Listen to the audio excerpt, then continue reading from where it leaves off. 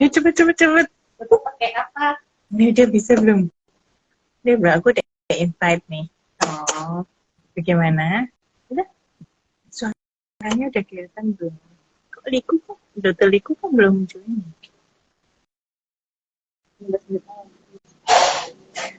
Napas, napas.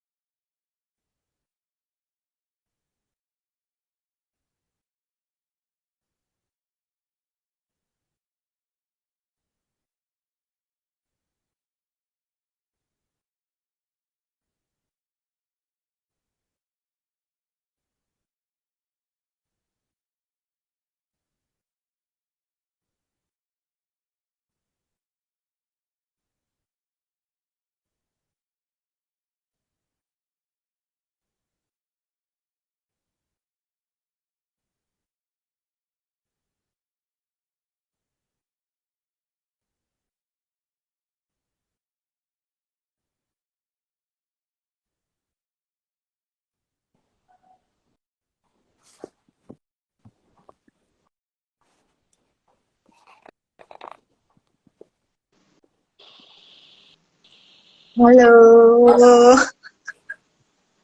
Ini sama Ratu. Sini nih, Tante Liku. Halo. Waduh. Supportingnya Mama ya. Tim IT-nya. Baru pulang. Oh. Oke, nanti kita berapa menit lagi ya? Ini masih 10 menit ya? Ya, masih 10 menit ya? Oke. Berarti ini dulu ya. Ya, kita matiin dulu ya.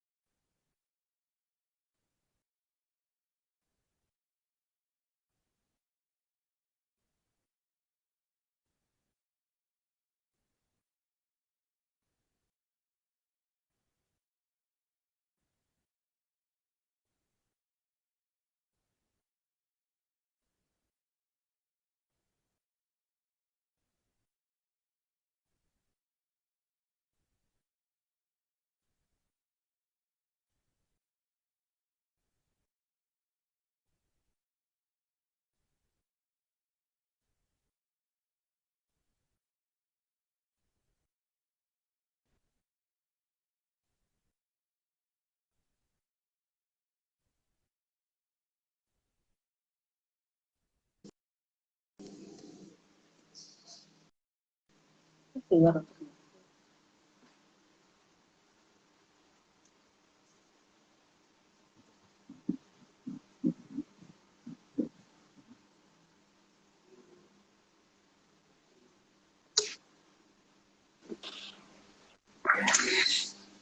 selamat sore Dokter Liku. Halo, selamat sore, Dokter Novi. Jelas ya suaranya ya? Ya, di sana juga kedengaran jelas ya? Jelas.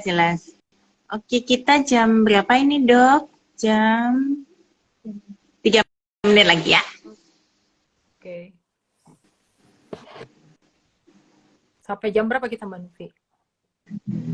Sampai jam 5.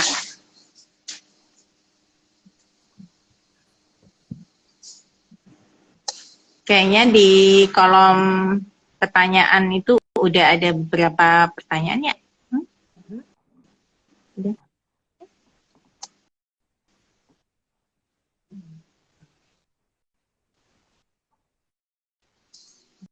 Oke. Baik, kita mulai ya, Dokter Liku. Iya, Dok. Assalamualaikum warahmatullahi wabarakatuh. Selamat sore, Wah, teman-teman. Selamat sore juga Dokter Liku. Terima kasih sudah bergabung bersama kita pada acara sore ini. Ini merupakan rangkaian dari CHD Awareness Week ya, Dokter Liku ya. Kami mengundang keikutsertaan ayah dan bunda serta sejauh sekalian untuk sama-sama lebih memperhatikan lagi mengenai penyakit jantung bawaan dengan segala macam masalahnya yang dikaitkan dengan anak. Kali ini saya ingin memperkenalkan Dokter Liku. Dokter Liku ada spesialis anak konsultan. Saat ini beliau lebih banyak aktif di rumah sakit RSUD di Bogor ya, Dokter Liku? Ya, RSUD Kota Bogor dan Rumah Sakit Hermina Bogor. Juga Kalwangi, Sukabumi. Nah, berarti menguasai daerah barat ya, Dok? Ya, ilmunya tapi belum. Baik, kali ini kita akan membicarakan mengenai bagaimana penyakit jantung bawaan ini supaya anak-anak yang terdiagnosis mengalami cacat atau kelainan di struktur anatomi jantung itu tidak mengalami gangguan perkembangan. Karena memang hal ini sebetulnya tidak dengan penyakit jantung bawaan aja, perkembangan ini merupakan suatu hal yang kita mesti amati ya sebagai dokter anak. Bagaimana nih dok caranya supaya penyakit jantung bawaan ini bisa tidak mempengaruhi perkembangan anak? Silakan dok. Ya, terima kasih Dokter Novi. Sebetulnya kalau kita berbicara tentang penyakit jantung bawaan, memang sepertinya orang mengatakan bahwa anaknya mengalami gangguan perkembangan, pertumbuhan, itu dikarenakan oleh penyakit jantung bawaannya. Kebanyakan begitu ya Dokter Novi ya. Nah, padahal sebetulnya kita perlu telaah lagi ya, apakah memang murni karena penyakit jantung bawaannya atau ada penyebab lain. Karena kalau kita lihat angka pertumbuhan, jadi gizi yang kurang dan buruk di anak-anak Indonesia ini tanpa penyakit jantung bawaan juga cukup tinggi. Nah, sebetulnya kan perkembangan ini nggak bisa lepas begitu saja dari pertumbuhan. Jadi biasanya perkembangan ini sangat tergantung dari pertumbuhan si anak. Contohnya kalau misalnya memang anak dengan penyakit jantung bawaan gitu ya, kemudian umur 6 bulan berat badannya masih 5 kilo gitu ya.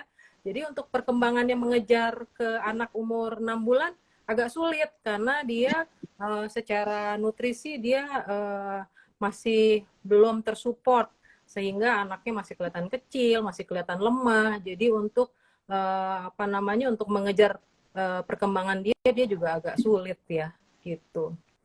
Jadi mungkin kita sebagai orang tua ya itu mesti rajin ke posyandu atau ke puskesmas gitu ya untuk memantau apakah anak kita ini pertumbuhan dan perkembangannya sudah sesuai dengan umurnya.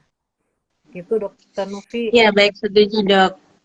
Terus ada nggak ya, Dok, alat atau cara yang bisa dipandu atau dipakai oleh orang tua anak-anak dengan kelainan jantung bawaan ini untuk memantau perkembangannya?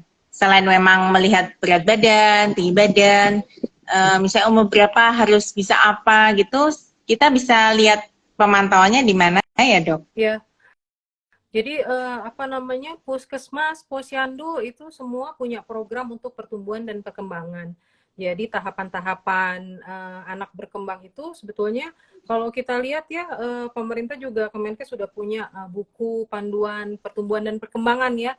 Di situ tuh nggak hanya perkembangannya saja, tapi bahkan jenis-jenis makanan kalau untuk pertumbuhan itu juga Iya. ada di situ ya. Jadi di situ disebutkan anak umur 0 sampai 2 bulan itu harus bisa apa.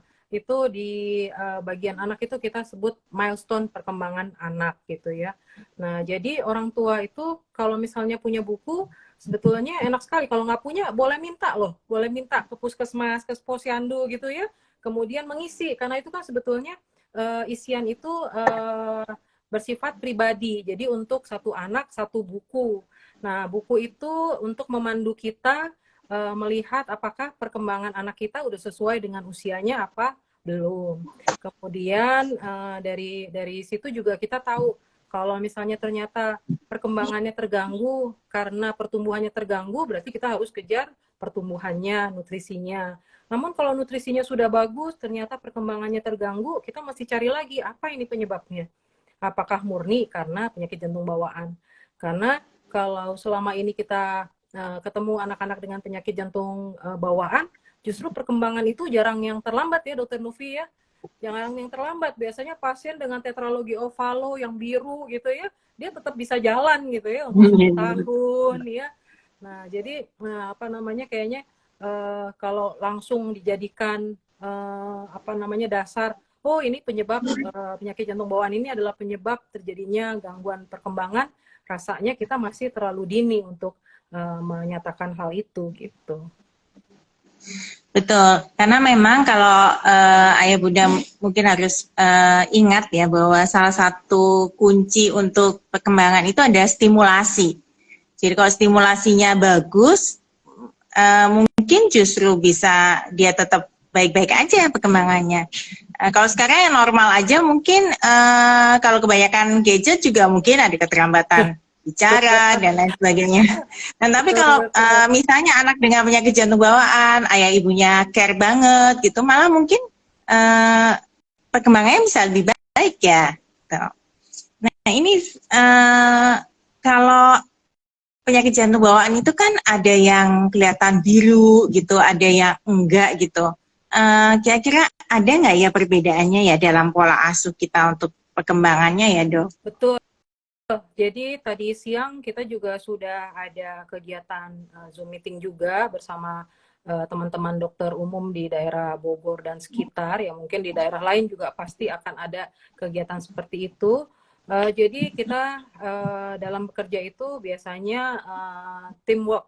Jadi saya sendiri tidak bisa bekerja sendirian di daerah, banyak dibantu oleh teman-teman dokter umum, dokter anak, dokter jantung. Nah, salah satunya buat apa sih? Ya itu tadi kita apa namanya? Kita mengusahakan agar anak-anak dengan penyakit jantung bawaan ini terpantau. Nah, tadi seperti yang ditanyakan oleh Dr. Novi, ada nggak sih perbedaan antara penyakit jantung bawaan yang biru atau yang tidak gitu ya?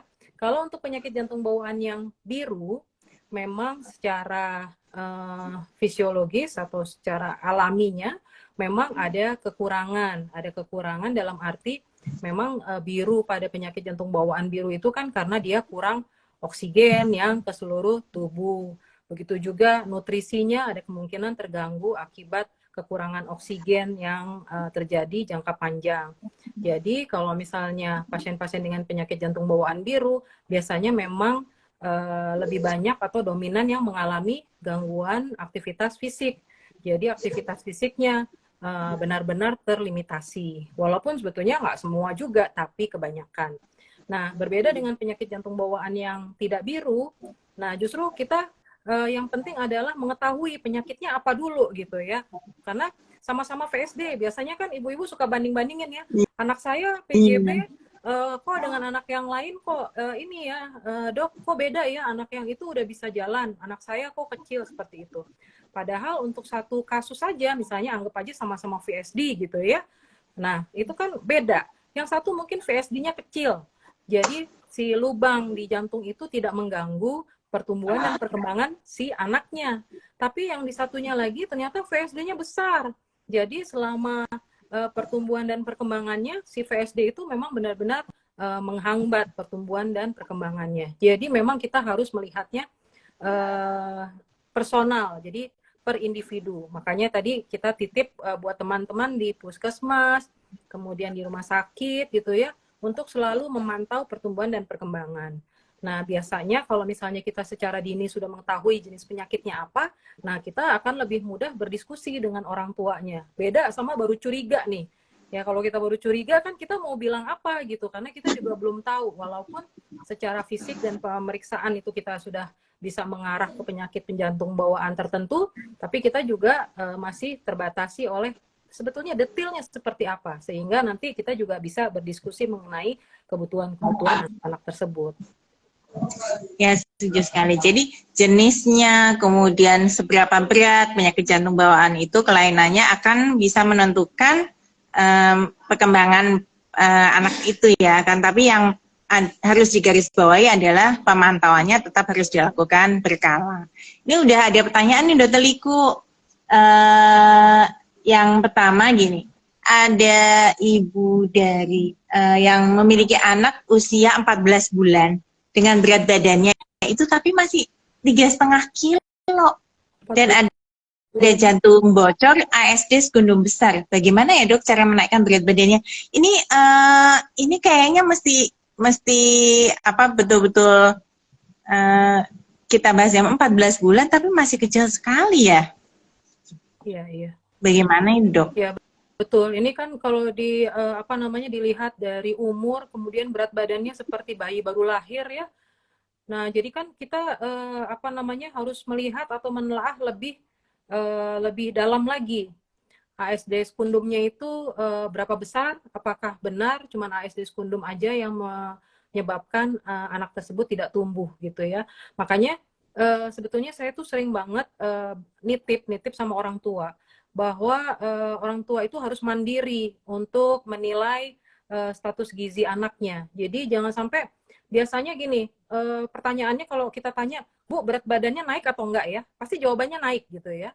Nah, kita jangan puas di kata naik itu, karena yang perlu kita tanyakan adalah naiknya berapa banyak. Karena kalau misalnya anak-anak bayi-bayi ini umur 0 sampai 4 bulan, biasanya kan tiap bulan naiknya sekilo begitu ya. Sampai umur 1 tahun pertambahan berat badannya cukup signifikan. Nah, jadi kalau misalnya 3,5 kilo, pertanyaan kita pertama adalah berat lahirnya berapa? Iya nggak Dokter Nufi ya? Kemudian apakah dia ada prematuritas atau tidak, bayinya kurang bulan gitu ya. Kemudian baru kita pantau selama ini berat badannya tiap bulan naiknya berapa, seperti itu. Nah, jadi kalau misalnya sudah 14 bulan, berat badannya 3,5, ini merupakan PR yang cukup berat ini buat dokternya ya, buat dokternya untuk menelaah, menganalisis sebetulnya masalah utamanya tuh apa sih pada anak ini gitu. Karena juga kalau ya, ini ASD-nya ya Dokter Novia, ASD-nya juga kalau misalnya kita mau melakukan operasi dengan berat badan 3,5 kilo, itu juga resikonya jadi lebih tinggi ya, lebih tinggi. Jadinya dia ada kemungkinan berisiko mengalami kesulitan dalam penyembuhan pasca operasinya ya. Jadi Ibu Risana dia mungkin bisa lebih attach lagi, lebih agresif lagi untuk membawa putranya atau putrinya untuk berdekatan dengan fasilitas kesehatan. Karena kadang-kadang mungkin ada takut nanti harus dioperasi atau segala macam, tapi kemudian berat badannya jadi dikorbankan karena terus jadi nggak kontrol mungkin ya. Kalau 3,5 kilo itu sangat kecil itu Ibu. Mungkin apakah harus memakai selang untuk intake-nya.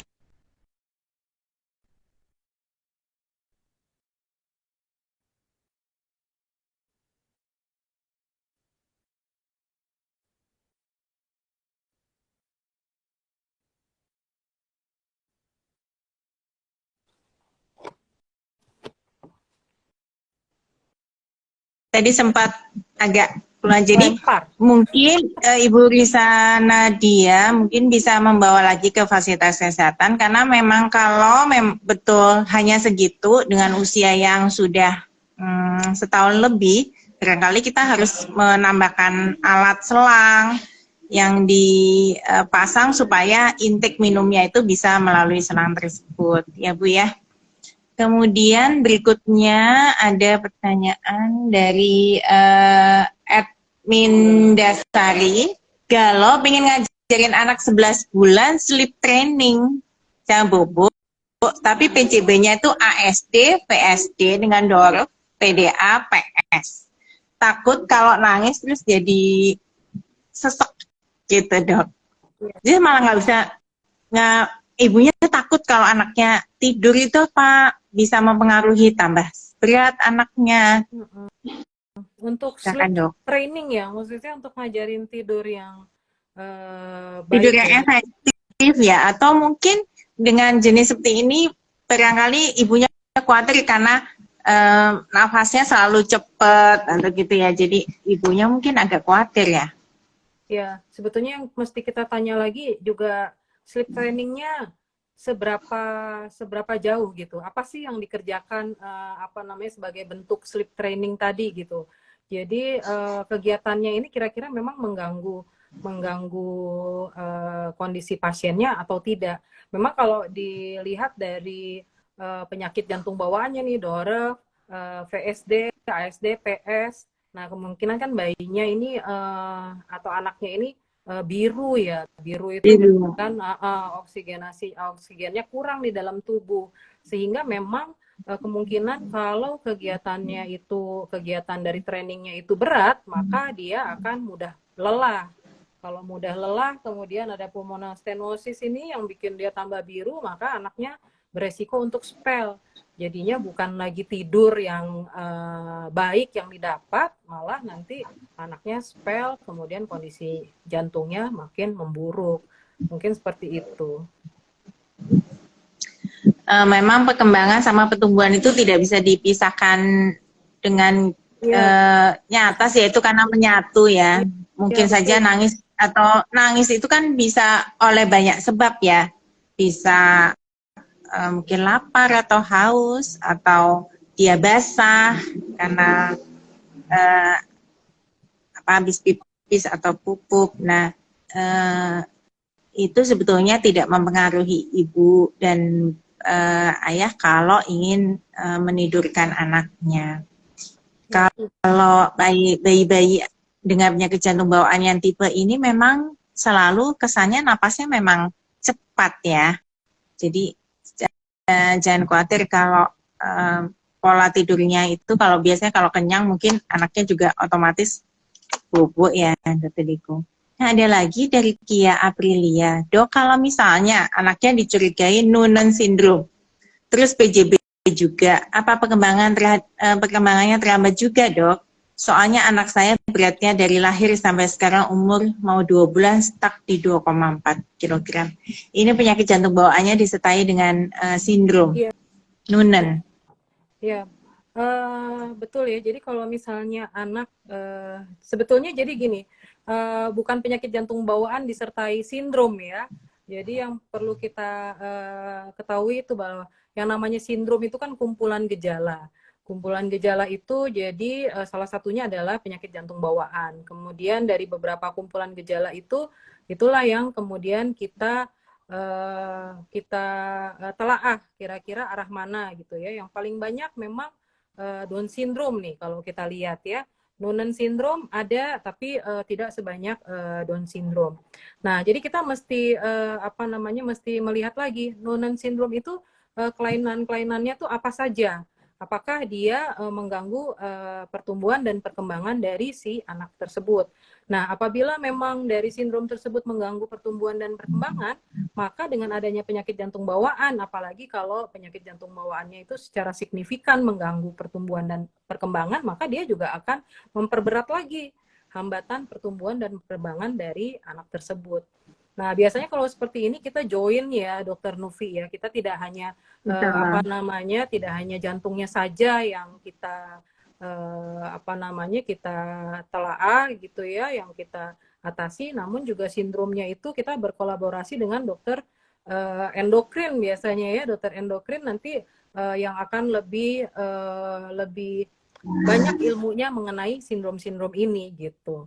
Nah, jadi kita join dengan dokter-dokter ini namanya multidisiplin. Jadi ada jantung, ada sindrom. Nah, itu pengelolaannya tidak hanya satu dokter saja gitu. Kadang-kadang ini dokter Nufi. Jadi kalau misalnya kita biasanya kan kalau misalnya menegakkan diagnosa penyakit jantung bawaan gitu ya. Nah, kita kalau misalnya memang belum ada rencana untuk tindakan dalam waktu dekat, kita akan kembalikan dulu ke dokter anak yang merujuk, yang biasanya mereka akan dikembalikan lagi ke vaskes awal. Nah, itu sebetulnya tujuannya bukan hanya cuma memulangkan, tapi dilakukan pengawasan dan pemantauan pertumbuhan dan perkembangan untuk persiapan tadi kira-kira jantungnya ke depan mau diapain gitu. Nah, kadang-kadang itu misalnya ke saya 3 bulan atau 6 bulan sekali gitu loh dokter Novi. Nanti kita tahu-tahu kaget ya, karena ternyata 3 bulan 6 bulan itu bukannya semakin baik, tahu-tahu anaknya semakin kecil gitu ya, dia nggak tumbuh. Nah itu jadi bapak-bapak dan ibu-ibu yang memiliki anak dengan penyakit jantung bawaan, jangan fokus terhadap penyakit jantung bawaannya aja, tapi fokuslah pada pertumbuhan dan perkembangan si anak. Jadi kalau misalnya belum sempat ketemu kita, kalau kebetulan ketemu kita, kita bisa menjelaskan. Tapi kalau belum sempat, itu ada dokter, ada kader di posyandu, ada dokter di puskesmas dan rumah sakit, ada dokter anak. Nah, mintalah bantuan kepada dokter-dokter ini, pada kader untuk menilai apakah ada masalah dengan pertumbuhan dan perkembangan si anak. Jadi jangan nunggu ketemu kita nih, ketemu kita masih lama. Padahal selama itu kita masih punya waktu untuk mengejar supaya anaknya bisa mengejar ketertinggalan pertumbuhan dan perkembangannya. Iya, betul sekali. Jadi jangan lupakan bahwa penyakit jantung bawaan yang kita bicarakan ini terjadi pada anak, yang tentunya anak harus optimal tumbuh dan kembangnya. Nah, ini dari Bunda Faso ya malah menyampaikan, dok, anak saya itu diagnosisnya TOF, tapi alhamdulillahnya aktif banget. Tapi ibunya malah khawatir nih, dokter Iku. Saya takutnya kalau terlalu aktif capek, gimana dok? Apa yang harus dibatasi? Apa harus dibatasi gitu aktivitasnya? Silakan dokter Iku. Itu sebetulnya sih saya acungkan jempol ke ibunya nih, ayah dan bunda anak dengan TOF, tapi anaknya baik-baik aja nih, bagus. Berarti kan sebetulnya ayah dan bunda sudah berhasil dalam mempertahankan supaya pertumbuhan dan perkembangannya dia baik. Nah, namun demikian yang namanya tetralogi ovalo ke depannya itu memang akan mengganggu si anak itu ya pastinya nanti akan mengganggu pertumbuhan dan perkembangan. Makanya penyakit jantung bawaan tetralogi ovalo ini kita sudah mempunyai waktu-waktu indikasi untuk dilakukan koreksi, yaitu sekitar umur, kalau di Indonesia ini sekitar umur 1 tahunan. Jadi kalau misalnya anaknya udah umur 1 tahunan, kita udah siap-siap untuk melakukan koreksi. Fungsinya apa? Ya karena tadi kan Bunda bilang anaknya baik, anaknya kondisinya baik, lincah sekali, aktif sekali. Jangan sampai nanti karena penyakit jantung bawaannya kita tidak koreksi atau kita tunda-tunda karena alasan ini, maka penyakit jantung bawaan tersebut akan mulai mengganggu. Mengganggunya pertama kali ya nanti pertumbuhannya, habis itu perkembangannya. Nah, nanti kalau misalnya berlanjut sampai lebih lama lagi, maka ini akan merugikan dan mengganggu kualitas hidup anak di masa depan. Jadi jangan senang dulu dengan anaknya aktif dan lincah ya ayah bunda. Jadi kita mesti ingat, oh ini tetralogi ovalo berarti kapan nih usia koreksi? Karena mau nggak mau memang yang namanya tetralogi ovalo memang harus dikoreksi. Namun kalau ayah dan bunda bisa membantu pertumbuhan dan perkembangan anaknya lebih baik, ini bagi bagi dokter-dokter yang nantinya akan merencanakan tindak koreksi akan lebih senang lagi, karena kan berarti nanti penyembuhannya akan lebih baik dibandingkan anak-anak yang kurus, lemes, tidak apa namanya, tidak aktif seperti itu, Bunda. Ya, begitu ya Bun. Jadi perkembangannya dipantau, tumbuhnya dipantau, tapi harus diingat untuk kontrol supaya tetap optimal pada saat waktu koreksinya, gitu ya Dokter Liko. Nah, kalau ada Ibu Humaira menyampaikan, izin bertanya Dok, saya Ibu Alfat yang memiliki putra dengan anak dengan VSD besar sudah dioperasi VSD closure di usia 6 bulan. Pada saat itu berat badannya 5,8 kilo. Oke. Nah, sekarang usianya 8 bulan dengan berat badan 7,3 kilo. Kalau kita lihat dengan jarak 2 bulan naiknya 1,5 kilo. Cukup ya. Tapi anak belum bisa duduk mandiri dan merangkak. Baru bisa bolak-balik. Bagaimana stimulasinya? Oke, jadi pertumbuhannya kelihatannya sudah lumayan setelah penutupan VSD-nya, tapi kok perkembangannya masih belum optimal menurut ibunya. Iya. Jadi itulah Ayah dan Bunda, kenapa kita melakukan tindakan koreksi. Kadang-kadang kan Ayah Bunda mungkin bertanya, loh kok anak saya sama-sama VSD, yang satunya umur 2 tahun belum dilakukan tindakan, sedangkan ini kok anak saya umur 6 bulan sudah dilakukan tindakan.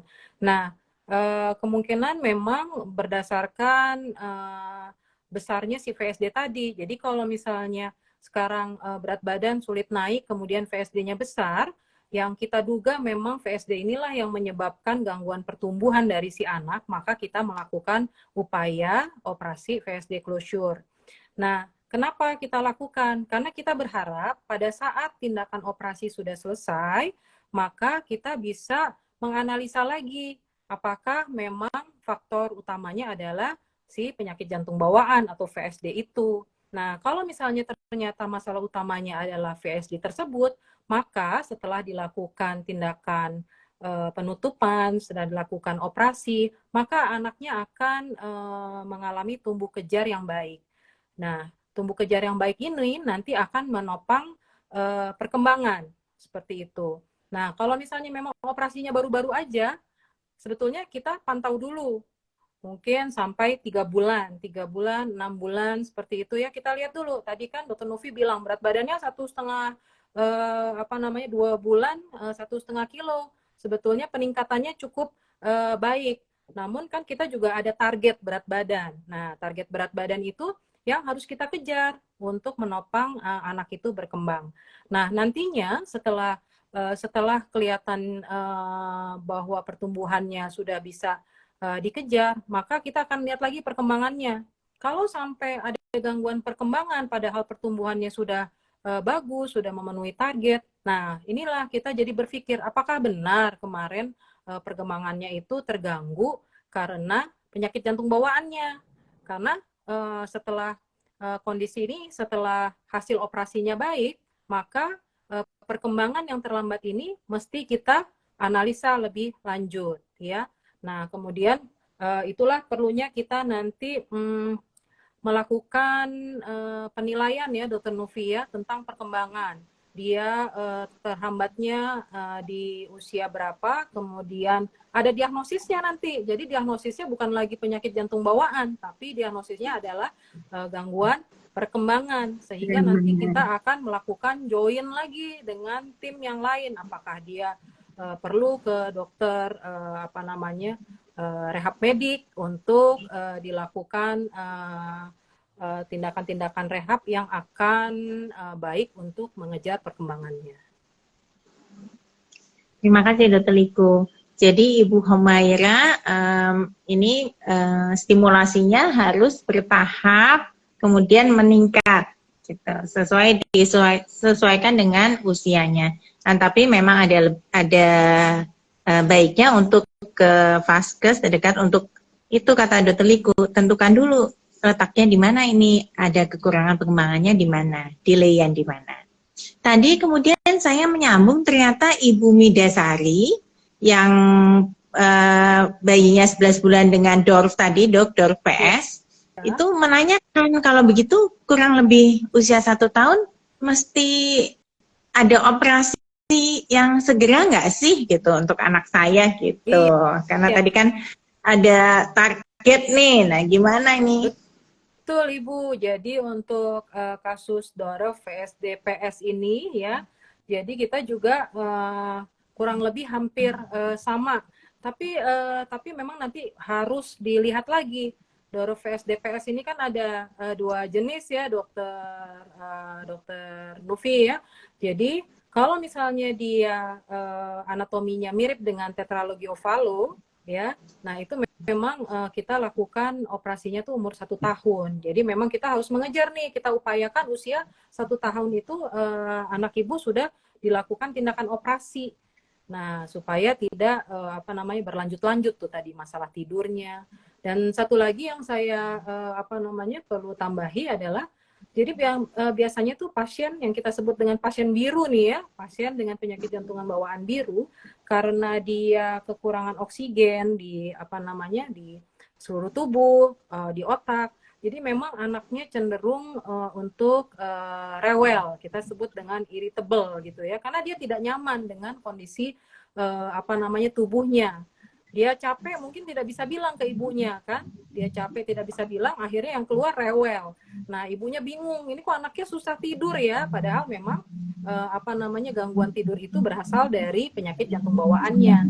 Nah kita harapkan apabila sekitar umur 1 tahunan anak ibu sudah bisa dioperasi, sudah bisa dikoreksi, nah maka masalah-masalah tersebut akan hilang dengan sendirinya seperti itu. Ya, jadi itu tuh tadi Dokter Nufi. Biasanya emang kalau misalnya pasiennya biru tuh lebih orang Sunda bilang rungsing lah pokoknya gitu ya. Kayaknya sudah salah. Mau ngapain aja salah. Makan capek dia marah. Kemudian dia mau bergerak, mau nyusu, dia juga marah karena capek. Nah, itu ada hubungannya dengan penyakit jantung bawaannya kalau seperti itu. Betul, jadi Ibu Humaira mungkin kalau memang seseknya bertambah atau anaknya malah rungsing tadi, barangkali ya tanpa menunggu waktu untuk dijadwal, ya bisa mendatangi kembali fasilitas kesehatan yang selama ini Ibu datangi. Supaya tidak ada keterlambatan dalam penanganan dan juga tetap optimal untuk bayinya. Satu lagi dari Naredita, Dok, anak VSD 3,2 mm, belum bisa duduk tegak menjelang waktu empasi. Berarti apa ya? Ini usianya mestinya dijelaskan ya, apakah usia 5 bulan atau udah 6 bulan, 7 bulan.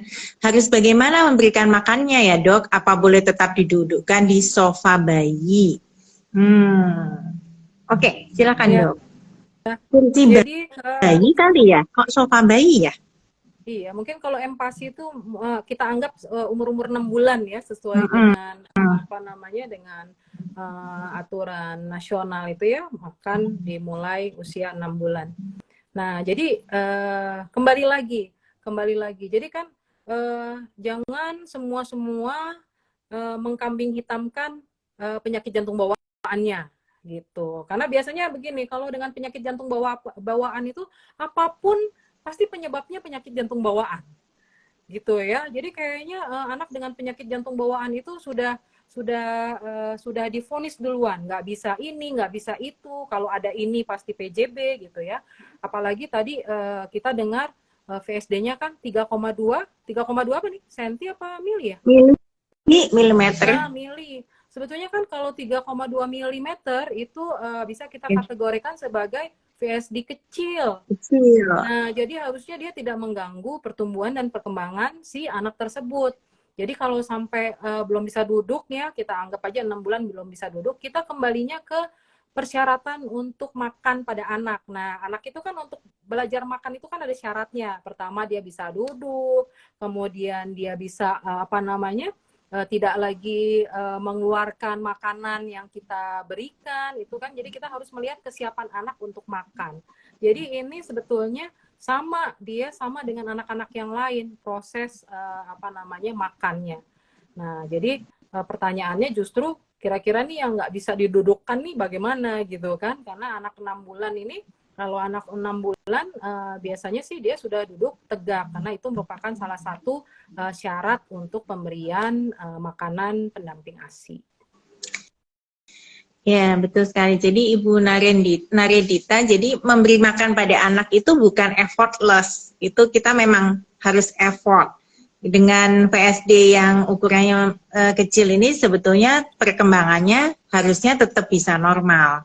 Tapi mungkin seperti disampaikan Dr. Liku, kadang-kadang orang tua menjadi lebih memperlakukan anaknya sebagai kayak rentan gitu ya, mungkin nangis sedikit digendong apa segala macam. Jadi stimulasinya kurang agresif. Nah, coba kita pelan-pelan, bertahap, meningkat, kita stimulasi kembali supaya waktu makannya pas. Jadi berat badannya nggak stuck. Nah, tadi yang Ibu Kia Aprilia, Dokter Liku, yang dengan Nunen, itu menyampaikan bahwa saya sudah bawa ke dokter jantung anak, katanya anak saya gagal jantung karena darahnya mompak ke paru-paru. Oke, udah dikasih obat tapi berat badan nggak kunjung naik, mungkin dikasih antiviral ya. Tapi ini dengan Noonan sindrom tadi dok, kok tetap aja stuck di 2,4 kilo kalau nggak salah tadi. Iya, jadi apa namanya pertanyaannya itu sekarang apakah sudah ada pendampingan untuk makan ya? Kadang-kadang saya kalau bertanya pada orang tua ya, anaknya bagaimana makannya? Biasanya kan ya makannya bagus gitu ya. Kesannya ini udah makan bagus, tapi kok anaknya nggak tumbuh gitu ya. Tapi itu ternyata pertanyaan yang kurang dalam. Pertanyaannya adalah ibu dikasih makan apa seperti itu. Karena kan kalori yang masuk itu berdasarkan apa yang ibu berikan. Jadi bukan melihat dari anak itu mau makan gitu ya. Ternyata anaknya cuma suka bubur sama sayur misalnya begitu ya, sayur bayam atau cuma sayur sop begitu. Setelah kita hitung-hitung ternyata memang secara kalori, jadi secara kuantitas itu sangat kurang untuk menunjang, jangankan untuk menunjang berat badan yang sekarang. Jadi kurang untuk menunjang berat badan yang sekarang, ya jelas-jelas tidak bisa membantu untuk meningkatkan berat badan. Nah, jadi pertanyaannya seperti itu. Nah, kedua yang tadi Dr. Novi katakan juga, kalau memang ternyata anaknya tidak mau makan, jadi semua yang kita berikan, jadi walaupun kita sudah siapkan kalori yang cukup, tapi anaknya tidak mau makan sama sekali, nah kita perlu alat bantu, yaitu pemasangan gastric tube melalui hidung ataupun melalui mulut, supaya kita tidak menunggu sampai anak mau makan, tapi kita punya program berapa kalori dalam satu hari dan dibagi beberapa volume atau porsi makan, sehingga tanpa kita harus perang sama anaknya, kita bisa memberikan makan. Bahkan pada saat anak tidur juga makanan cair itu bisa masuk, jadi kalorinya bisa terpenuhi. Kesulitannya adalah kadang-kadang orang tua nggak tega katanya gitu Dokter Nufi. Biasanya tuh kalau dipasang NGT atau OGT, orang tua itu tidak tega anaknya dipasang. Memang pada awal-awal pasti anak tidak nyaman gitu ya. Tapi kalau misalnya sudah dibiasakan dan itu memang nantinya anak kan pinter ya. Jadi kalau misalnya dia masih bisa protes kemudian orang tuanya ikut, ya dia akan protes terus gitu ya. Tapi kalau misalnya dia protes orang tuanya dengan tegas tetap pada rencananya, maka anak tersebut nantinya akan mengikuti program kita. Nah, jadi kalau buat saya, kadang-kadang saya bilang ke ibu-ibu itu, lebih tega anaknya gizinya jelek atau dipasang NGT. Karena kalau misalnya dipasang NGT, dia mungkin tidak nyaman. Tapi kalau gizinya buruk, maka dia akan memberikan resiko terkena penyakit macam-macam. Jadinya nanti bukan cuma masalah penyakit jantung bawaannya aja, tapi dia jadinya bermasalah juga dengan penyakit-penyakit infeksi yang menular gitu. Ya, betul. Jadi jangan takut kalau dipasang alat ya, yang penting kan pertumbuhan dan perkembangannya tetap optimal. Ada Dan lagi itu pertanyaan. Dokter Nufi, dipasang alat gitu ya, jadi kesannya kayak mau dipasang ekskavator gitu ya, jadi kita bilang iya betul. Ya alat Kadang-kadang apa ya, malah Dok, lebih gitu ya? Menakutkan iya betul gitu ya. kadang-kadang Kadang-kadang infus aja deh dok gitu. Oh, Lah pasang NBT-nya tapi nggak mau. Jadi sebetulnya gastric tube itu karena kelihatannya mungkin beberapa keluarga tidak familiar, jadi kelihatannya kok seolah-olah tidak tega gitu. Padahal itu sangat membantu untuk pemberian nutrisi pada anak-anak dengan kendala pada makan. Nah sekarang ada Ibu Indri yang menanyakan, izin bertanya dok, anak saya sudah operasi VSD di usia 3,5 tahun dan masih ada AR ringan. Oke. Sekarang usianya udah 8 tahun, berat badannya 26,3 kilo. Saya rasa cukup baik. Anak saya sedang senang mengikuti olahraga berat sepatu roda dok. Apakah boleh? Oh, gimana dok? Udah keren nih 8 tahun, 3,5 tahun dioperasi berarti sudah 4,5 tahun yang lalu. Dan sekarang perkembangannya kelihatannya tumbuhnya bagus, kemudian olahraganya sepatu roda. Asik banget, saya aja nggak bisa tuh dokter Liko. Tapi boleh nggak dok tuh, habis operasi VSD masih ada AR ringan ini. Ibunya khawatir, kok masih ada AR ringan ya? Boleh nggak olahraga sepatu roda? Silakan dok. iya. Jadi kan sebetulnya tujuan kita melakukan operasi tindakan penutupan si VSD ya itu tadi ya Dokter Novi ya. Iya Itu betul. apa sih tujuannya? Ya, supaya umur 8 tahun bisa bisa olahraga sepatu roda. Sebetulnya itu salah satunya. Iya kan? Jadi kalau misalnya hasil operasinya baik, justru memang target kita adalah anak-anak itu hidup sama kualitas hidupnya dengan anak-anak sehat lainnya. Nah, cuma dia kan sehatnya karena kita lakukan sesuatu, kita lakukan operasi gitu ya. Kemudian tadi masih ada AR ringan gitu. Nah, asalkan ibu rajin membawa anaknya untuk kontrol, kita nanti akan menilai, mengevaluasi AR-nya tersebut. Itu kan namanya aorta regurgitasi ya. Jadi kalau misalnya sebetulnya AR-nya ringan, itu anak masih bisa beraktivitas seperti anak-anak lain. Namun nanti dalam evaluasi ke depannya, nanti kita akan lihat apakah AR tersebut bertambah berat atau tidak. Nah, jadi kalau sampai akan ada masalah dengan limitasi aktivitas fisik, itu nanti tergantung dari hasil evaluasi kita. Nah, kalau orang tua tidak kontrol, nah kita akan sulit. Jadi misalnya udah 3 tahun nggak kontrol gitu ya, masih boleh nggak dok naik naik kok naik sepeda dorong, naik kalau ini tadi apa sepatu roda gitu ya. Sepatu roda. Nah, itu jadi kita nggak bisa jawab ya Dokter Novi ya, karena 3 tahun apa yang terjadi dengan AR-nya. Nanti kalau kita bilang bisa, tahu-tahu AR-nya memberat gitu ya. Nah, jadi kita apa namanya pasti kalau sampai ibunya nanya, kita akan bilang, ibu kontrol terakhir kapan? Kalau memang sudah lama, tolong kontrol kembali. Nah, nanti kita evaluasi. Kalau memang kondisinya tetap baik, AR-nya tetap ringan, anaknya baik-baik aja, ya monggo. Pakai itu sepatu rodanya, yang penting hati-hati ya. Karena nanti bukan karena penyakit jantung bawaannya, malah gara-gara sepatu rodanya ya Dokter Nuvi ya. Oh, dia kemana-mana, ada Ya. mobil, malah Oke. lebih berbahaya. Jadi betul, artinya prestasi itu boleh dikembangkan, akan tapi kontrol tetap harus Bu, apalagi masih ada gejala sequelae atau AR ringan pada putranya. Nah, ini ada Ibu Leli Agustia menyampaikan, dok, anak saya usia 2 tahun, nah, kelihatannya ini yang jenis biru ini dok, atresia pulmonalis dengan PSD, ASD, MAPCA sejauh ini konservatif. Bagaimana nanti saat sekolah ya dok, apakah harus dibatasi kegiatannya? Ya. Jadi Silakan dok. kalau yang kondisinya, ini kan sebetulnya penyakit jantung bawaan kompleks ya. Kemudian konservatif. Konservatif itu saya mengartikan bahwa tidak ada rencana dilakukan operasi ya ke depannya. Nah, artinya bahwa anak tersebut hidup dengan jantung yang mengganggu secara fisik seperti itu. Karena kan sebetulnya kalau misalnya ini penyakit jantung bawaan kompleks, dia akan lebih baik kalau masih bisa mendapatkan tindakan atau operasi gitu ya. Salah satunya apa sih? Salah satunya ya kita pengennya oksigen di dalam tubuhnya itu akan lebih banyak dengan proses operasi tersebut. Tapi kalau misalnya ternyata jawabannya adalah konservatif, ya kita bisanya hanya melihat semaksimal mana atau seoptimal mana anak tersebut bisa menjalani hidupnya.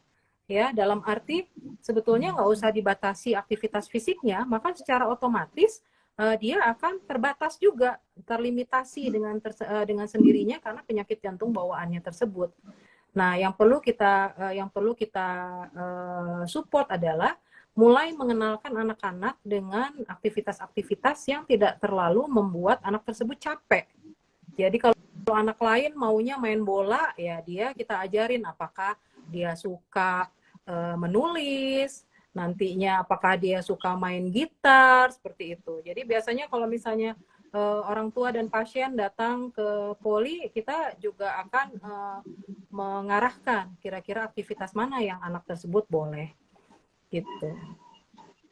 Baik, jadi kita gali Bu potensi dari anak ini dengan tetap mengingat bahwa dia memiliki kelebihan atau keistimewaan, memiliki kelainan jantung bawaan yang ini tipe kompleks.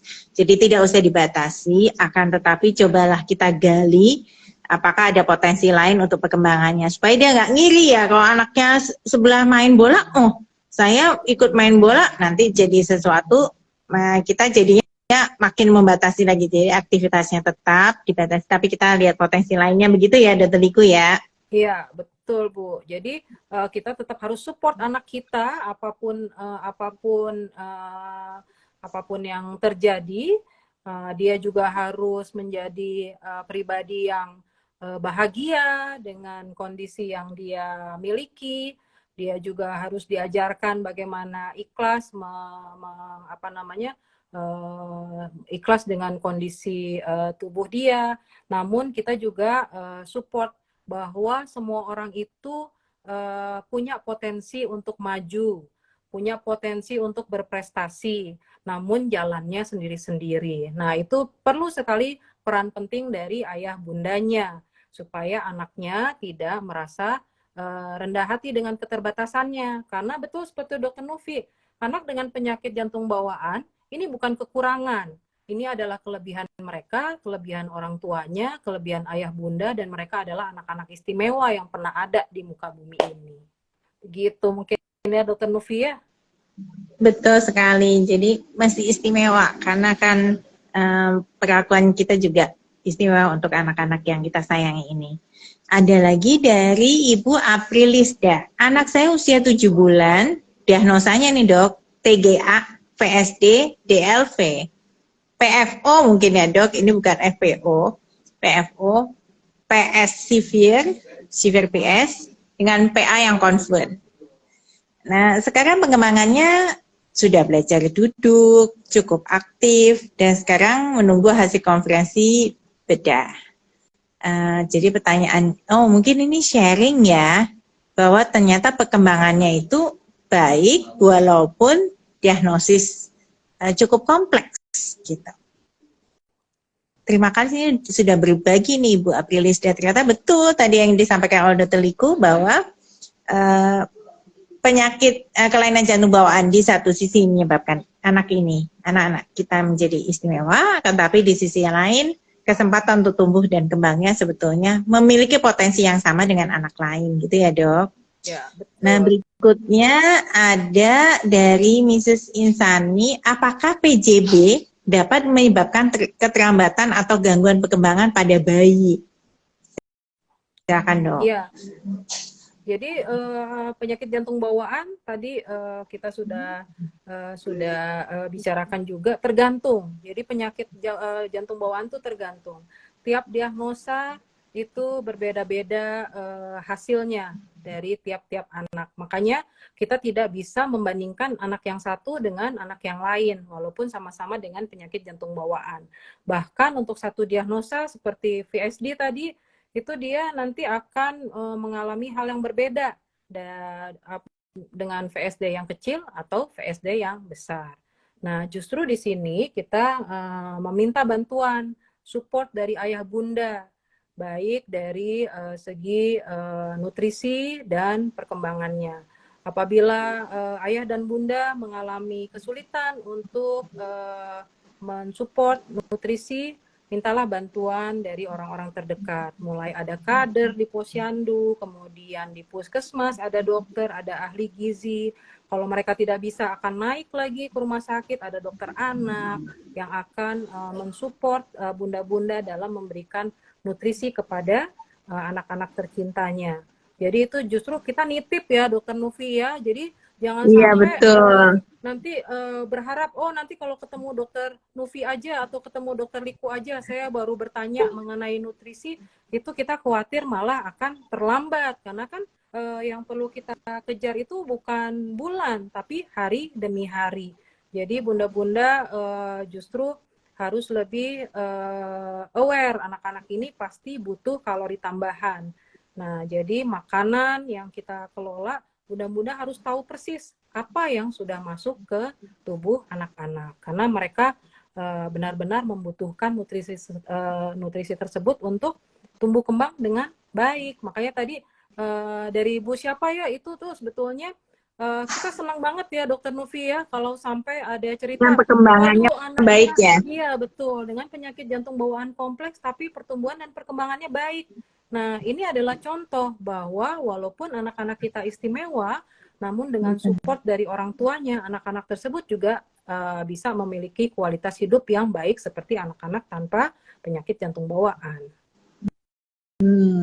Tadi yang anaknya Tof itu Bunda Fazoia, yang Tof tapi aktif. Nah, ini ada satu lagi nih dok, dari Ibu Oi ke Khairinisa. Dok, anak saya umur 13 bulan, PSD-nya 1-2 mm.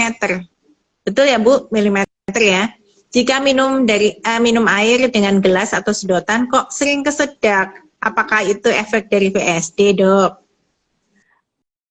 Iya. Jadi tadi kalau misalnya kita kan ini ya, kita ngikutin aja masukan dari ibunya ya Dokter Nufi ya. Jadi kalau misalnya VSD-nya 1 sampai 1,5 mili gitu ya, sebetulnya secara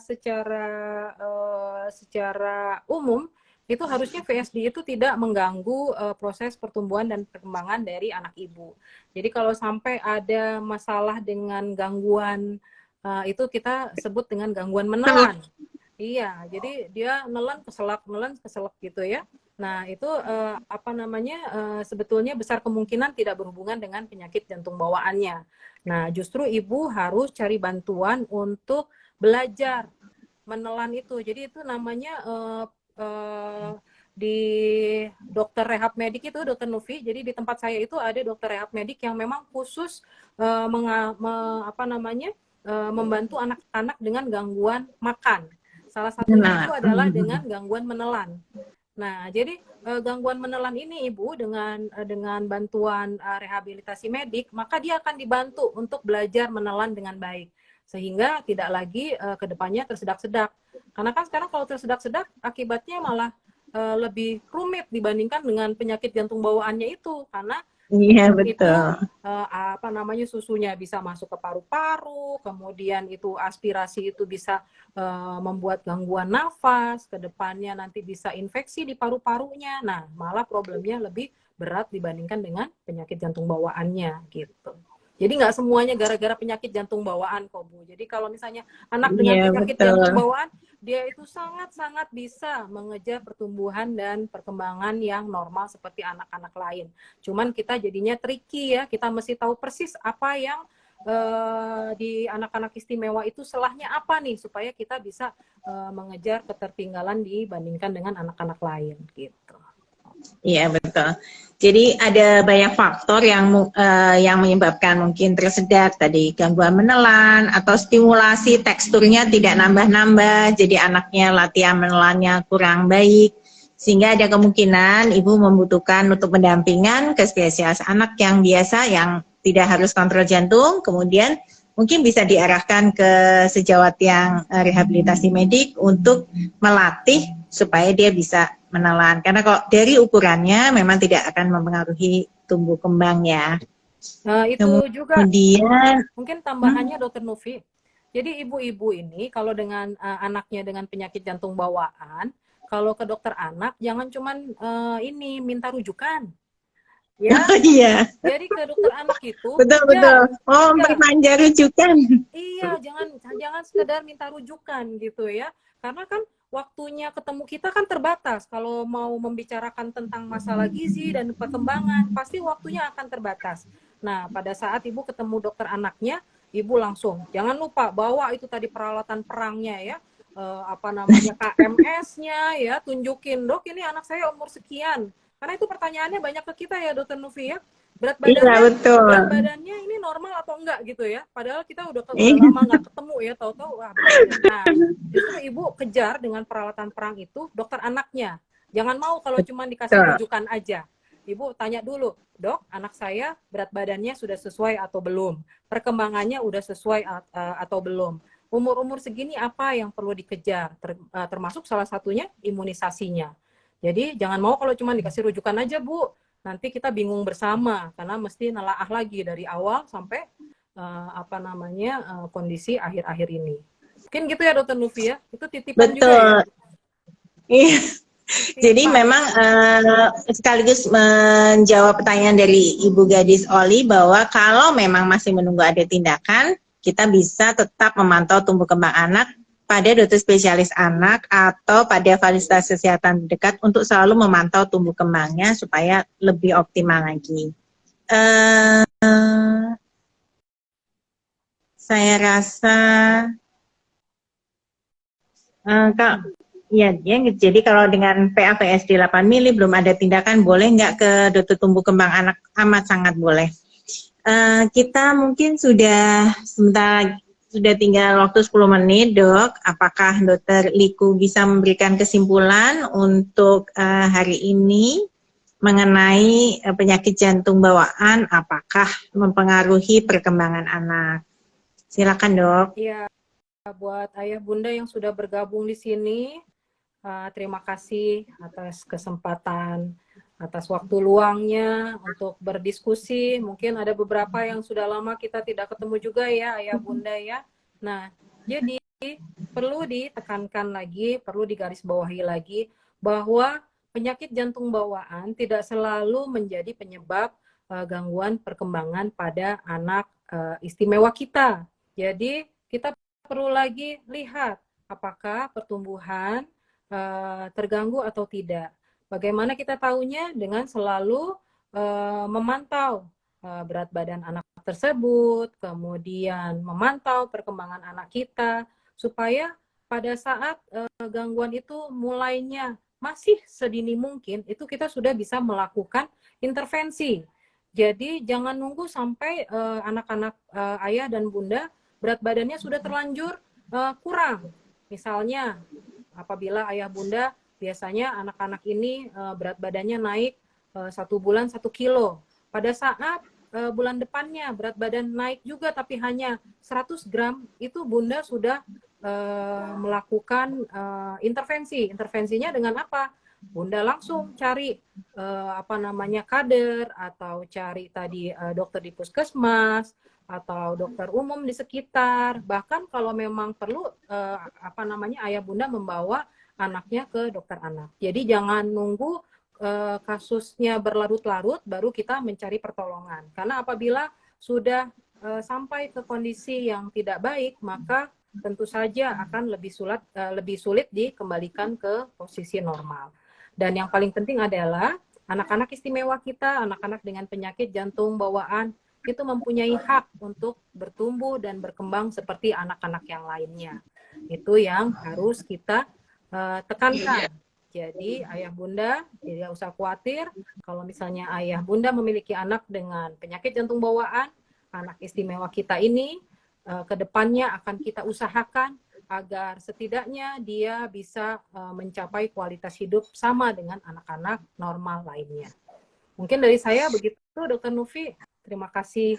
Baik, terima kasih Dr. Liku untuk sharingnya. Ayah Ibu sekalian, terima kasih untuk waktunya, juga sharing serta pertanyaannya.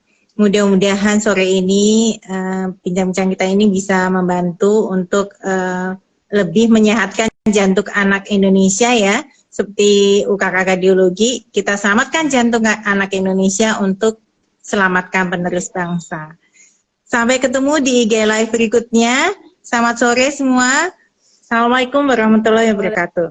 Sehat selalu, Waalaikumsalam. Dr. Sehat Liku. semua. Terima Ya, kasih. terima kasih. Ayah Ibu, Baik, dan terima salam buat kasih. anak-anak. Iya, sama.